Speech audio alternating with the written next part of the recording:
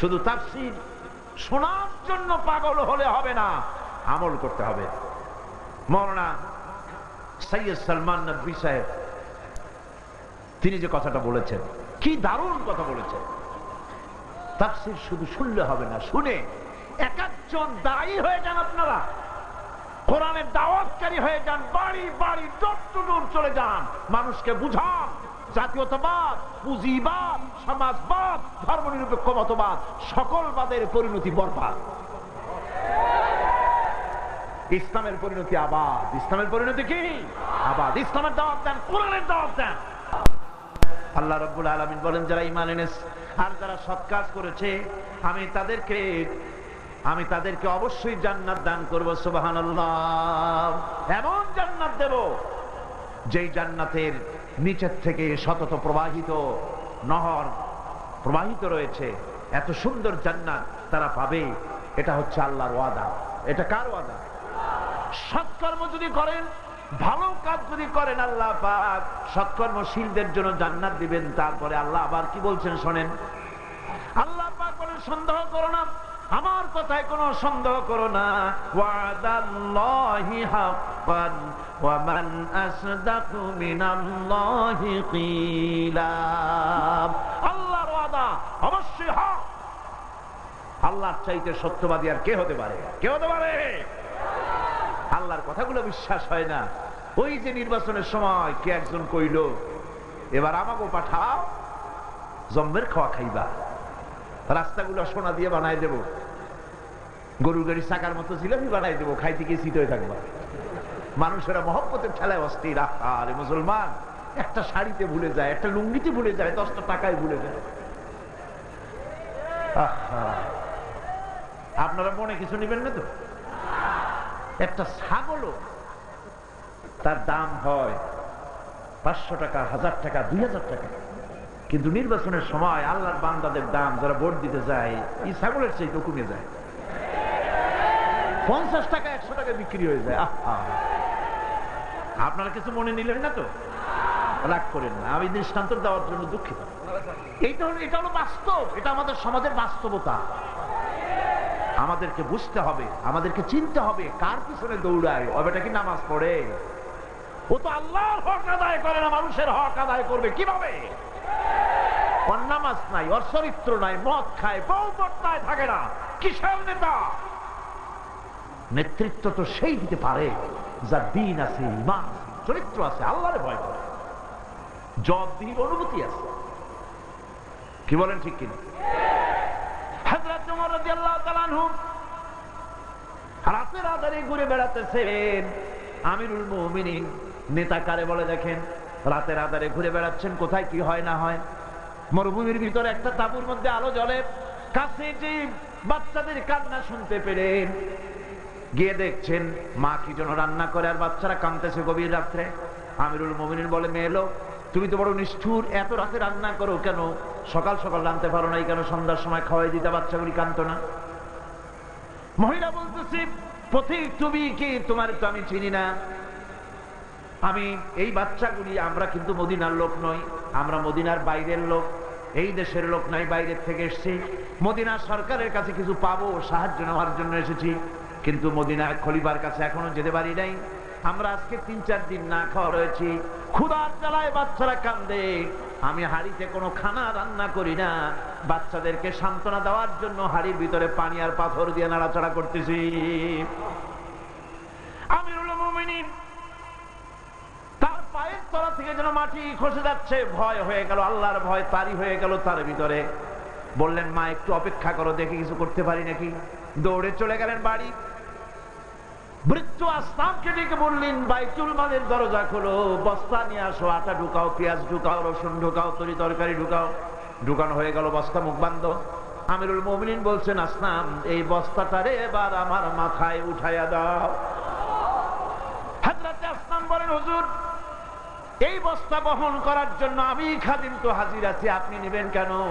আমিরুল মুমিনিন বলছেন, দেখো, যেই দৃশ্য আমি দেখে এসেছি, কিয়ামতে আমারে আসামি বানানো হবে, তোমারে বানানো হবে না, কাজী আমার বোঝা আমার মাথায় উঠাও।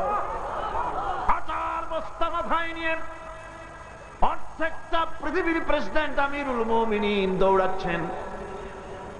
মরুভূমির ভিতরে তাঁবুর ভিতরে ঢুকে বস্তা খুলে দিয়ে আটা বের করে দিলেন, রান্না করো। তরকারি নিজে কুটে সাহায্য করলেন, রান্না বান্না হয়ে গেল।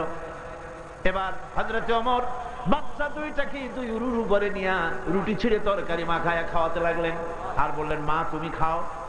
মহিলা খাচ্ছে। হঠাৎ করে মহিলার চোখ পড়েছে এই পথিকের দিকে, এই আগন্তুকের দিকে।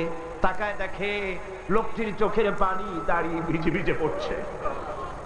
মহিলা বলতেছে, ও পথিক তুমি কে? তোমার তো আমি চিনি না, তবে আমার মন বলে, তোমার ব্যবহার দেখে আমার মন বলে এই মদিনার সরকার আমিরুল মুমিনিন খলিফাতুল মুসলিমিন ওমর না হইয়া তোমার মতো মানুষ হলে বোধহয় ভালো হতো। হযরত ওমর নিজের পরিচয় দিয়ে নিজের বাহবা নিতে চাইলেন না। তিনি বললেন, মা তুমি আগামীকাল খলিফার দরবারে যাবে, সেখানে আমাকে তুমি দেখতে পাবে।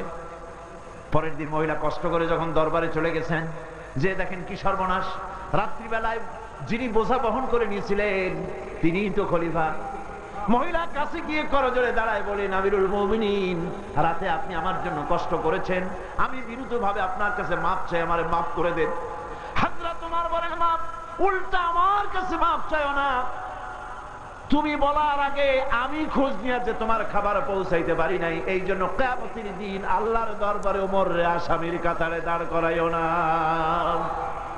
এর নাম নেতা। এই নেতা তৈরি করেছিলেন বিশ্বনবী জনাবে মুহাম্মদ রাসূলুল্লাহ সাল্লাল্লাহু আলাইহি ওয়াসাল্লাম। আমার বন্ধুগণ, আমলে সালেহ যদি করে বান্দারা, আল্লাহ বলেন বেহেশত দেব। শুধু বেহেশত দেব না, বড় বেহেশতটা দিয়ে দেব। কোন বেহেশত দিবেন? বড় বেহেশত কোনটা? আল্লাহ পাক বলেন, ইন্নাল্লাযীনা আমানু ওয়া আমিলুস সালিহাতি কানাত লাহুম জান্নাতুল ফিরদাউসি নুজুলা খালিদিনা ফিহা লা ইয়াবগুনা আনহা হিওয়ালা। নিশ্চয়ই যে ব্যক্তি ঈমান এনেছে আর আমলে সালেহ করেছে, আমি ওই বান্দাকে জান্নাতের ভিতরে জান্নাতুল ফিরদাউসের নিয়ে তাকে আপ্যায়ন করাবো। সুবহানাল্লাহ। তার মেহমানদারি করা হবে জান্নাতুল ফিরদাউসের ভিতরে। এমন জান্নাত পাবে যেখান থেকে সে আর বেরিয়ে যেতে চাবে না, কখনো মন চাইবে না যেখান থেকে বেরিয়ে যায়। এমন জান্নাত দান করবে। বন্ধুগণ, আমরা আল্লাহর সাথে দেখা করতে চাই নাকি? যারা জবাব দিলেন না, আল্লাহর সাথে দেখা করতে চাই। আল্লাহর সাথে আমরা যদি দেখা করতে চাই, রব্বুল আলামিন পরিষ্কার করে বলছেন, ফামান কানা ইয়ারজু লিকা রাব্বিহি ফালইআমাল আমালান সালিহান ওয়ালা ইউশরিক বিইবাদাতি রাব্বিহি আহাদা। আমার সঙ্গে যদি দেখা করতে চাও, দিদারে ইলাহির জন্য দুইটা শর্ত। কয়টা শর্ত? মাবুদের সঙ্গে যদি দেখা করতে চাও, তোমার মাওলার সাথে, তোমার রবের সঙ্গে যদি দেখা করতে চাও, দুইটা কাম করো। আমি আল্লাহর সাথে আমার ইবাদতের সঙ্গে কাউকে শরীক বানাইও না। আমরা পারবো? আল্লাহ শিরক থেকে যেন গোটা জাতিকে বাঁচায় দেন। জোরে বলেন আমিন। আরো জোরে বলেন আমিন। আর যদি মুসলমানেরা কিছুই না পারে, অন্তত আকীদা, ঈমান, বিশ্বাসটা যদি বাঁচাইতে পারে, শিরক থেকে বাঁচতে পারে, তাওহীদকে বুকে ধারণ করেও যদি আল্লাহর দরবারে উঠতে পারে, রব্বুল আলামিন কিয়ামতে মাফ করে দিবেন। অন্তত শিরক আর বিদআতকে বুঝতে হবে, শিরক থেকে বাঁচতে হবে। আল্লাহর সঙ্গে দিদার করার জন্য দুটি শর্ত। একটা হচ্ছে কি? আমলে সালেহ। একটা কি? আমলে সালেহ। নেক কাজ করতে হবে, ভালো ভালো কাজ, ভালো ভালো কাজ আল্লাহরে খুশি করার জন্য।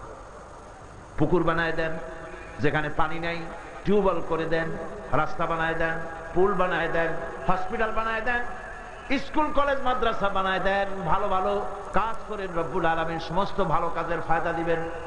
এই ভালো কাজ যারা করবে আল্লাহকে খুশি করার জন্য, আর যারা আমলে সালেহ করবে, আল্লাহ পাকের সঙ্গে কাউকে শরীক স্থাপন করবে না, রব্বুল আলামিন জান্নাতে তাদের সঙ্গে দিদার তাদের নসিব করে দিবেন।